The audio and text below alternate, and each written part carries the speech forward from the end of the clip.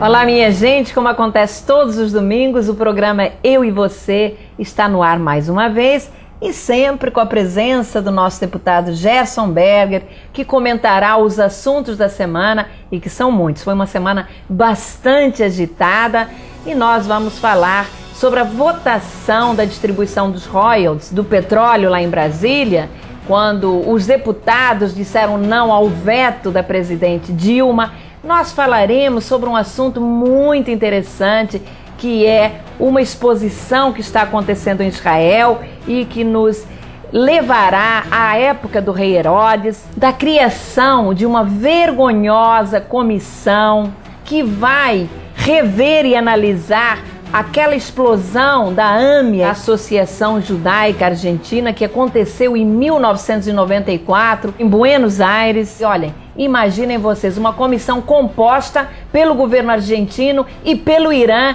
que é o principal suspeito daquela tragédia. Gerson, olha, a gente tem que ficar preocupado muito com essas coisas que estão acontecendo. É assim mesmo, aqui nós deixamos passar em branco os escândalos e as vergonhas. Estamos atentos. É isso mesmo, Gerson, e é exatamente por estarmos atentos e principalmente no que se refere à nossa cidade que nós não poderíamos deixar passar em branco o forte temporal que caiu na última terça-feira e trouxe o caos à cidade. Bem mostra a falta de estrutura e o despreparo sempre presentes todas as vezes que chove mais forte no nosso município. 5 pessoas morreram. 2 mulheres eletrocutadas no Catete, um homem em Jacarepaguá vítima da queda de uma árvore, um em Belford Roxo após um desabamento e também um adolescente que foi arrastado pelas águas e encontrado em um valão em Cordovil. Ações simples, minha gente, da prefeitura poderiam diminuir em muito os estragos e problemas causados aos cidadãos que vivem na nossa cidade. A começar, Gerson, pela desobstrução de ralos, bueiros, galerias fluviais, que, aliás, precisam ser ampliadas. Um número significativo de queda de árvores também traz o recado para o prefeito. Atenção, prefeito! A poda de árvores é uma necessidade permanente e que hoje está sendo feita de forma muito precária, muito demorada. Quantas vezes eu sou acionada por contribuintes que a mim recorrem porque não são atendidos pela Conlurb. E eu vou um pouco mais além. A Conlurb piorou muito os seus serviços de limpeza também na cidade. E lá no passado, você se lembra muito bem, Gerson, a Conlurb sempre foi referência no nosso município em relação à limpeza. Mas eu chamo a atenção dos senhores para uma declaração muito infeliz e inconsequente do prefeito Eduardo Paes, quando disse que chuva forte não é para passear na rua. Quem estava na rua, senhor prefeito, não estava passeando, estava voltando para casa após um dia suado de trabalho. Com certeza, sem o conforto do ar-condicionado do senhor. Preocupa-me sim a conservação da cidade, principalmente quando grandes intervenções aqui estão ocorrendo e o dia a dia, a manutenção passa a ser esquecida.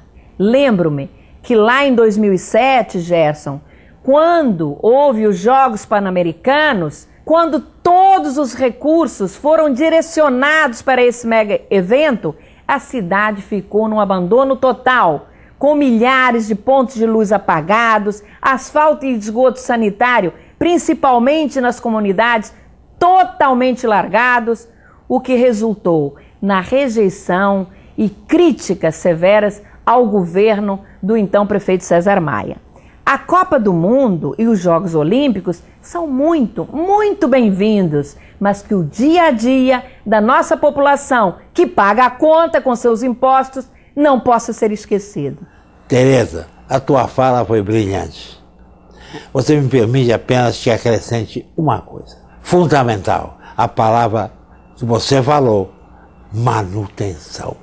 Os nossos gestores não mantêm manutenção de coisa alguma. Tudo fica abandonado, Deus nos dará É a mesma coisa quando se importa aparelhos, compra-se e não tem quem faça a manutenção, e eles são abandonados e colocados em caixotes e esquecidos. Coitado do Brasil, coitado da nossa gente. Mas, Tereza, eu sempre comento os assuntos que você nos traz. Mas hoje, eu é que vou fazer uma pergunta, a partir de sua destacada atuação à frente da Comissão de Defesa dos Direitos Humanos.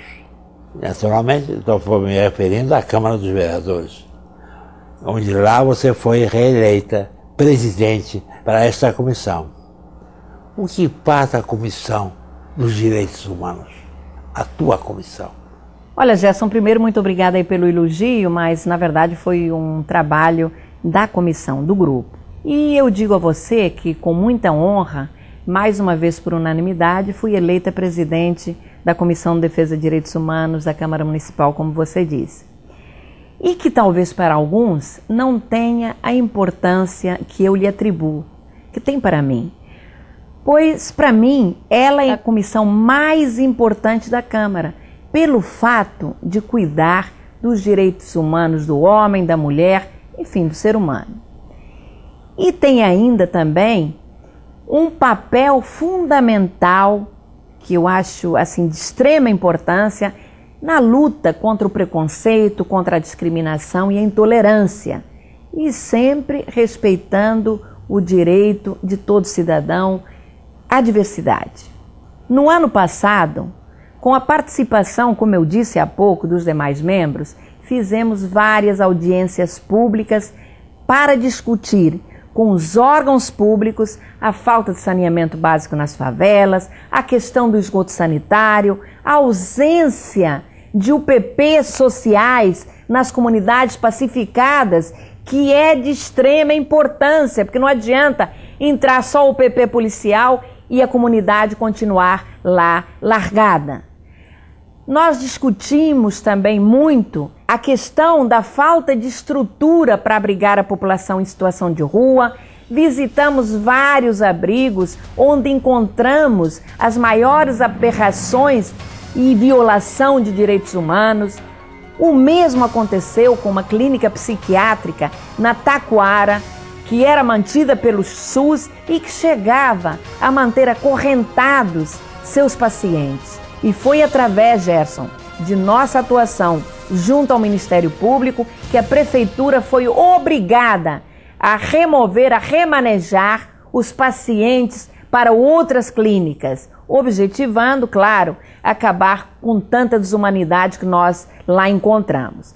Também foi através da Comissão de Defesa dos Direitos Humanos que nós protestamos em passeata na orla de Ipanema contra a vinda de Mahmoud Ahmadinejad, que em seu país, o Irã, viola os direitos básicos dos cidadãos iranianos. Ahmadinejad, fora do Brasil!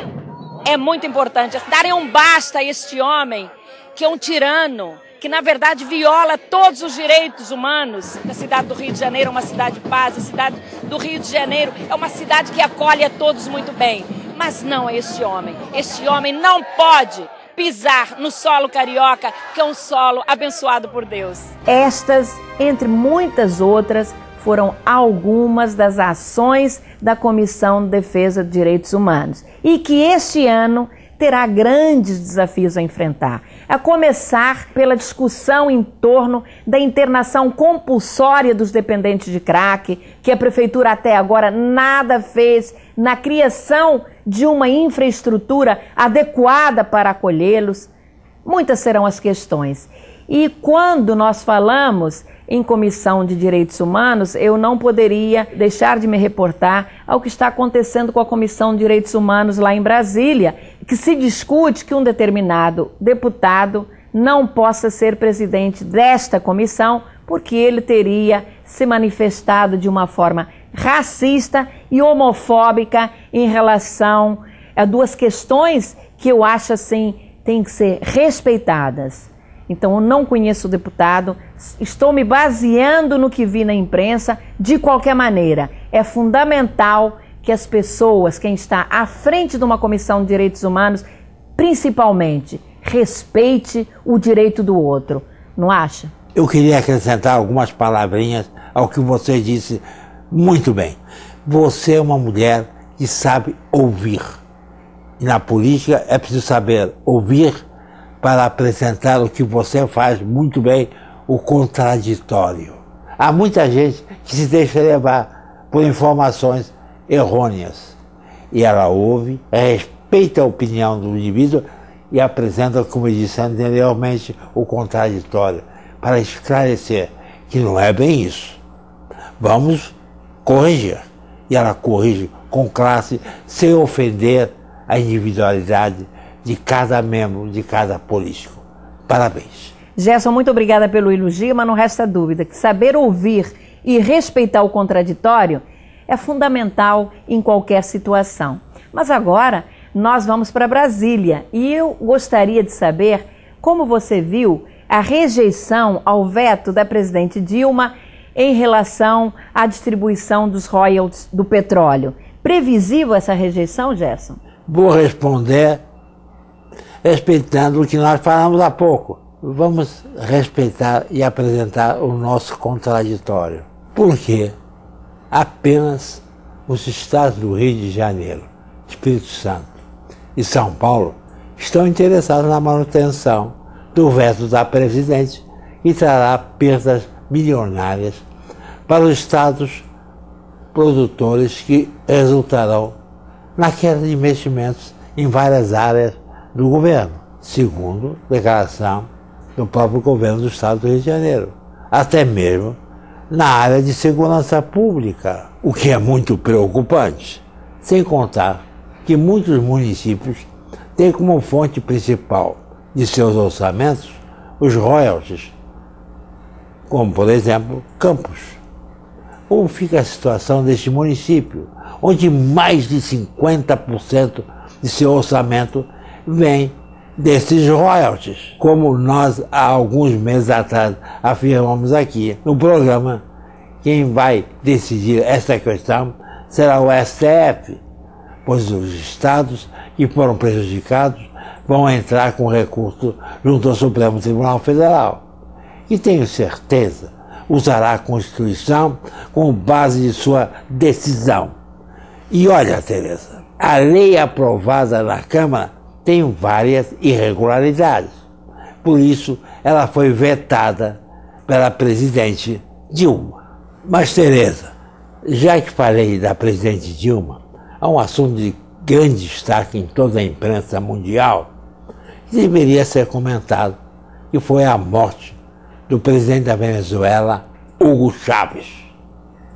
Deixaremos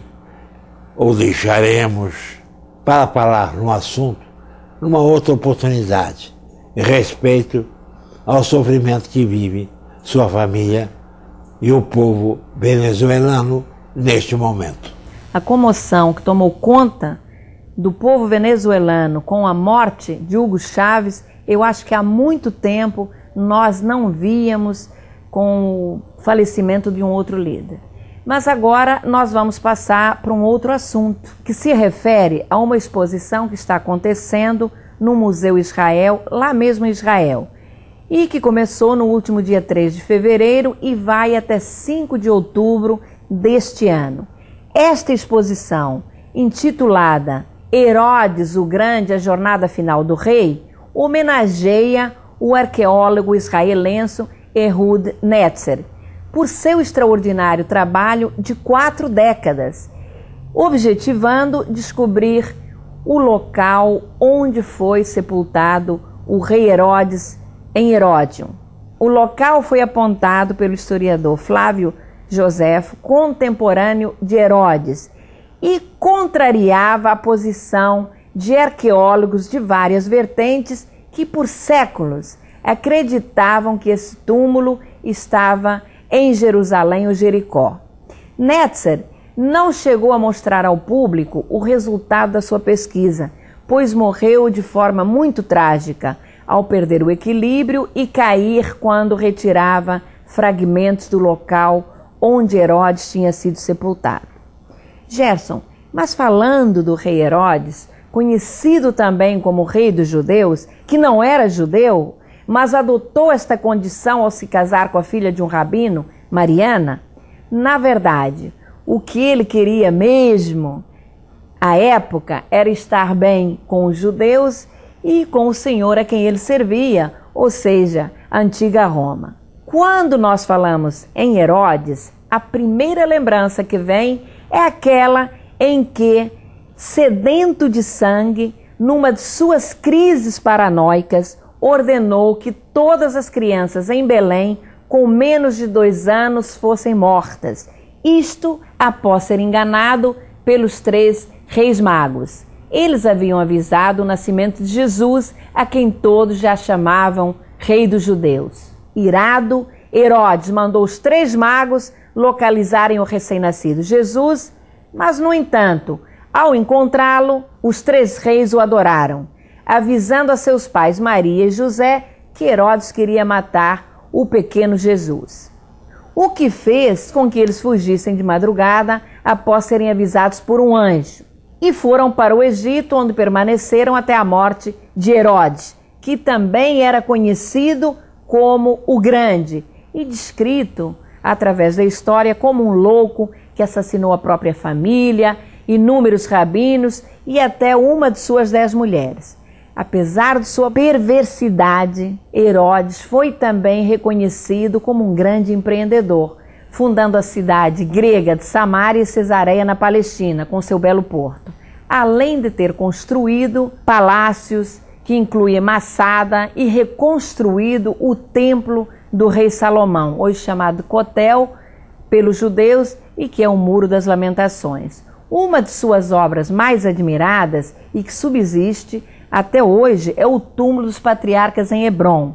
Veja, Gerson, que apesar de tantas obras de grande valor, Herodes deixou como marca maior a maldade, a tirania, a lembrança do massacre dos inocentes de Belém, não é isso? Herodes era um tirano cruel, mas não podemos esquecer que esse holocausto de crianças cometido por Herodes também nos leva à lembrança de uma outra passagem em que o faraó do Egito, ao ser avisado por seus astrólogos que um salvador do povo judeu acabara de nascer, ordenou que todos os primogênitos fossem assassinados, para que não houvesse nenhuma chance de alguém no futuro tirar o seu trono.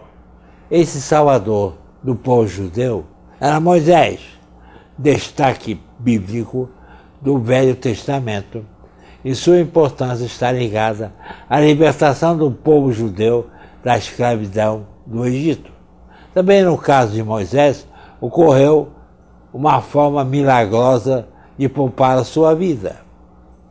Sua mãe, não podendo mais esconder sua existência, fez um cesto de palha e colocou no rio com o menino lá dentro, pedindo a Miriam, irmã de Moisés, que acompanhasse o destino de seu irmão. No mesmo momento, chegava ao rio a irmã do faraó, Batia, que se apiedou do menino hebreu, indefeso, e tirou-o do rio, salvando-o da morte e possibilitando no futuro que ele fosse o salvador do povo judeu, tirando-o da escravidão no Egito.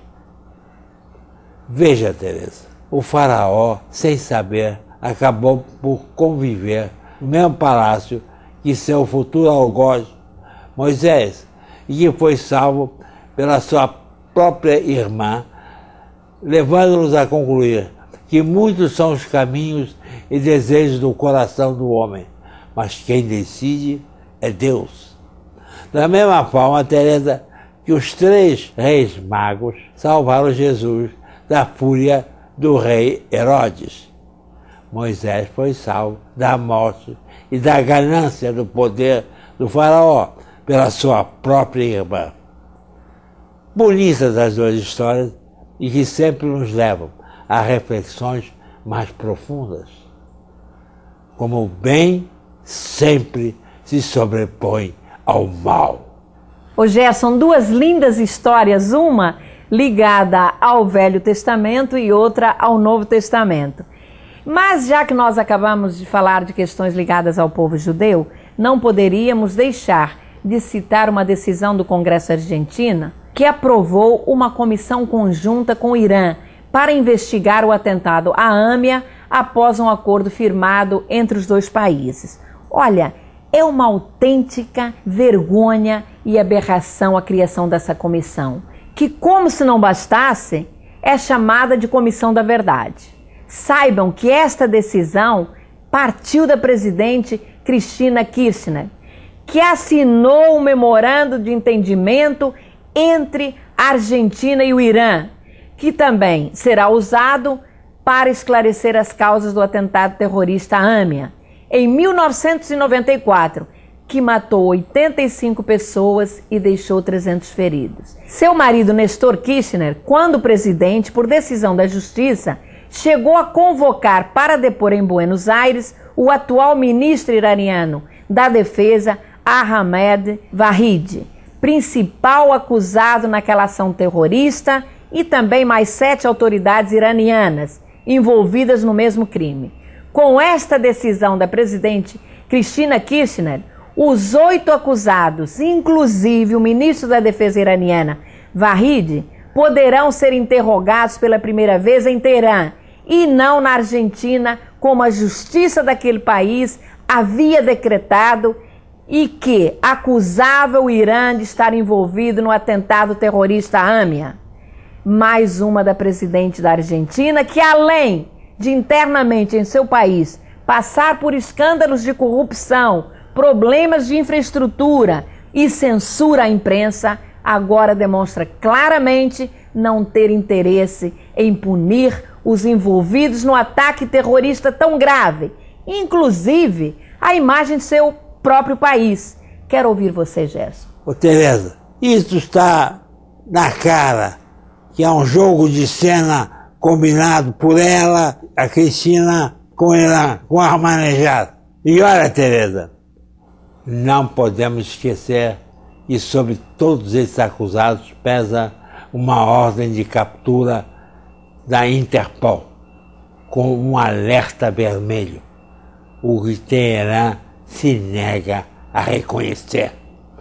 A oposição argentina critica a decisão de Cristina Kirchner, alegando ser absurda uma parceria com o próprio acusado pelo crime, o que eu concordo integralmente, apenas acrescentando que prevaleceram os interesses econômicos.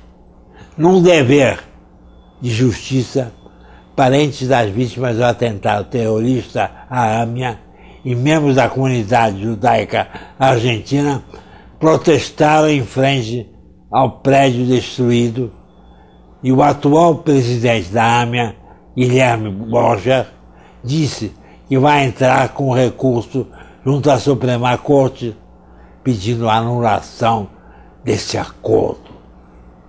Esta decisão do presidente da AMIA merece os nossos aplausos. Afinal, as vítimas do terror clamam justiça. Silenciar jamais.